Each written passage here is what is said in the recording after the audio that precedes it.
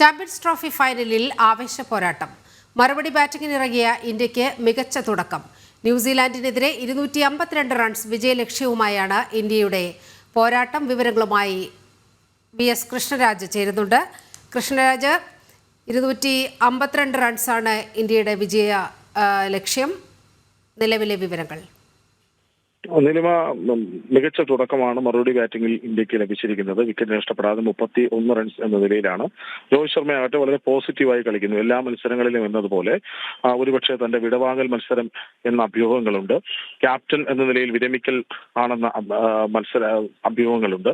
ഒരു പ്ലെയർ എന്ന നിലയിൽ ഏകദിനത്തിൽ അവസാനിപ്പിക്കുന്നു എന്ന് തോന്നിപ്പിക്കുന്നുണ്ട്. പക്ഷേ പോസിറ്റീവായി അദ്ദേഹം എപ്പോഴും അങ്ങനെയാണ്. എത്ര സമ്മർദ്ദത്തിലാണെന്ന് ടീം എത്ര സമ്മർദ്ദത്തിലായാലും പോസിറ്റീവായി കളിക്കുന്ന ഒരു പ്ലെയറാണ്.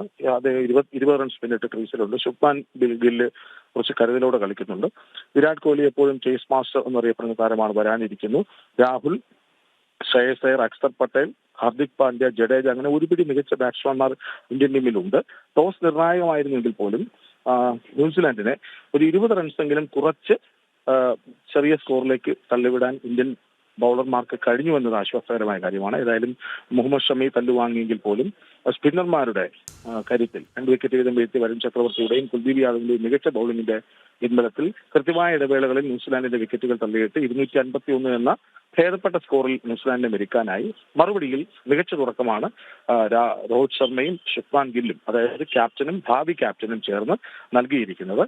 അത് തുടർച്ചയായി മുന്നോട്ട് കൊണ്ടുപോകാൻ നമ്മൾ ഈ ചർച്ചകളിലുടനീളം സംസാരിച്ചത് 10 ഓവർ രോഹിത് ശർമ്മ ബാറ്റ് ചെയ്താൽ ഉറപ്പായും ഇന്ത്യക്ക് വിജയത്തിലേക്ക് എത്താവുന്ന ഒരു അടിത്തറ ഉണ്ടാക്കാൻ രോഹിത്തിന് കഴിയുമെന്നാണ്.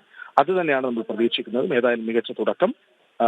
ചാമ്പ്യൻസ് ട്രോഫി 12 വർഷത്തിന് ശേഷം ഒരു ഏകദിന കിരീടം എന്നതിലേക്ക് പതിയെ ഇന്ത്യ മുന്നേറും എന്ന പ്രതീക്ഷയിലാണ് മുഴുവൻ ആരാധകരും.